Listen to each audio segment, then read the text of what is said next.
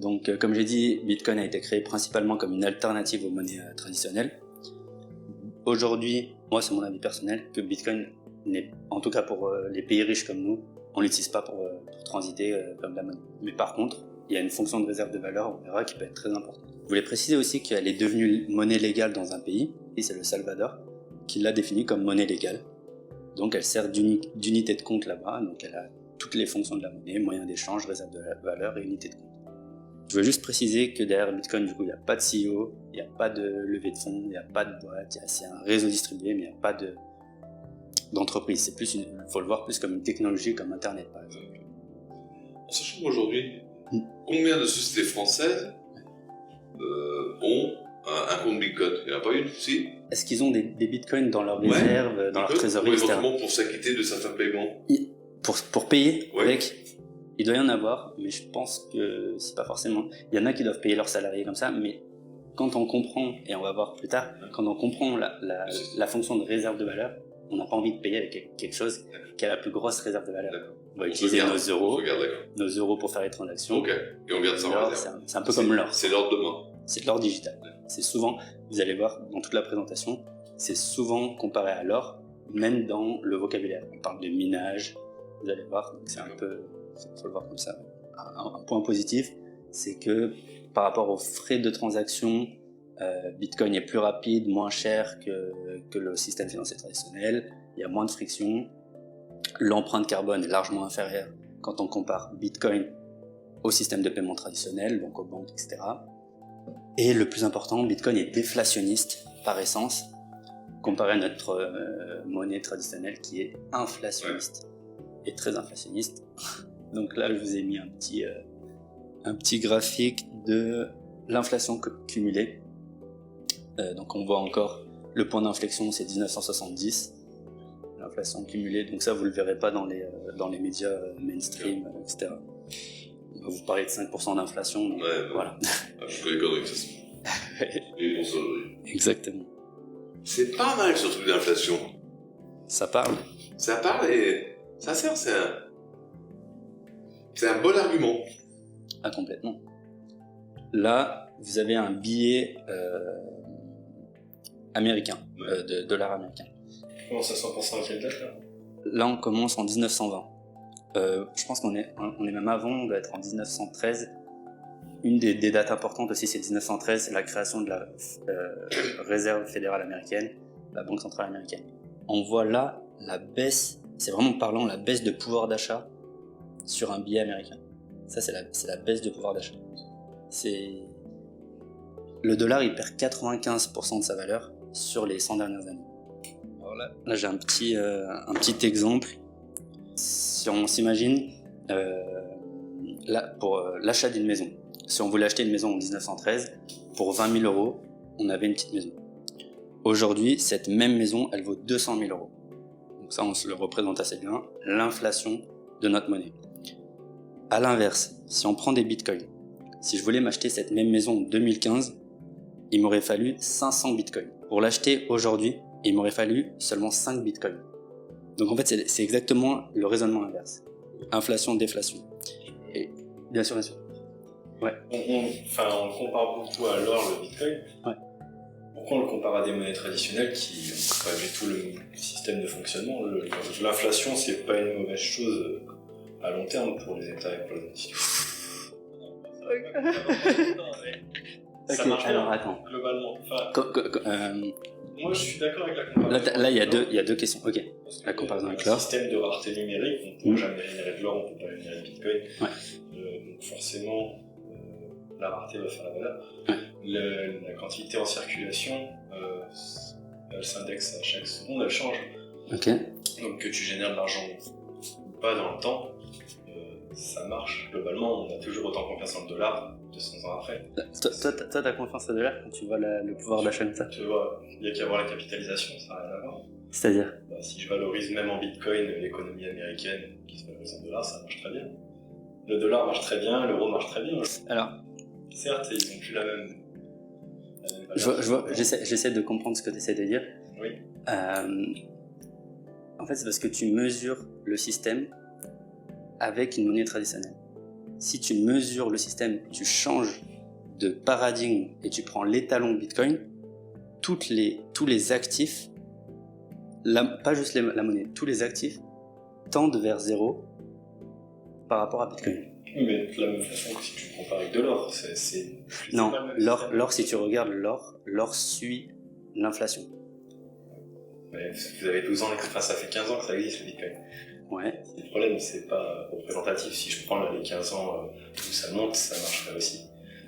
Les 15 ans où ça monte de l'or. Il faudrait avoir 200 ans d'histoire de Bitcoin pour pouvoir comparer comme ça. Ça peut marcher en tant que rareté numérique pour comparer avec de l'or, Ouais. mais comparer avec une monnaie traditionnelle, type dollar ou euro, on parle d'une très longue période d'histoire, l'inflation. Alors tu peux regarder si tu veux. J'ai mis dans la présentation, tu vas voir, la comparaison avec l'euro. L'euro, c'est là que depuis 99, le temps que ça se mette en place, c'était 2004, 2005, etc. Donc on va prendre, tu vas voir, de 2015 à maintenant. Et tu vas C'est pas les mêmes fondements. voir 2015. Le franc, c'est des monnaies nationales, il y a besoin qu'il y ait une inflation. Quand on prend de 2015, quand on prend l'euro de 2015 à aujourd'hui, je parle pas du franc français, de l'euro de 2015 à aujourd'hui, la quantité de monnaie en circulation dévalue. En fait, c'est simple. Si tu mets... Je suis d'accord avec toi. Ok. Donc on est d'accord sur ça, mais bah Non, je pense que la comparaison avec des monnaies nationales, Ouais. quand on défend le Bitcoin, je trouve que c'est pas toujours pertinent. Je pense que c'est beaucoup plus pertinent de la comparer à de l'or qu'il y a des monnaies traditionnelles qui n'ont pas vraiment de grosses critiques à recevoir, parce que les économies ont très bien fonctionné sur cette période. Très bien fonctionné. Alors, il y a une crise bancaire et financière tous les 7 ans depuis Il y a eu 1913. 20 crashs en 12 ans sur le Bitcoin. Ah, tu vois ça comme ça. Je veux dire, voilà. Alors, alors là, toi, tu parles de la volatilité. Après, je vais continuer, mais j'aime bien. Là, tu parles de la volatilité, des crashs, etc. Machin. La volatilité et les crashs, tu les subis que si t'es sorti. Si t'es rentré en 2010 et que t'es encore là en 2014, t'as pas de crash. Ensuite, je parle rapidement du fait que Bitcoin redéfinit la propriété privée. C'est-à-dire que, comme je vous ai dit tout à l'heure, quand ils ont fermé les comptes de Wikileaks, ils n'avaient plus accès aux comptes bancaires, donc là c'est une privation de propriété privée. Il a pu être financé et avoir des dons de Bitcoin. Parce que c'est incensurable.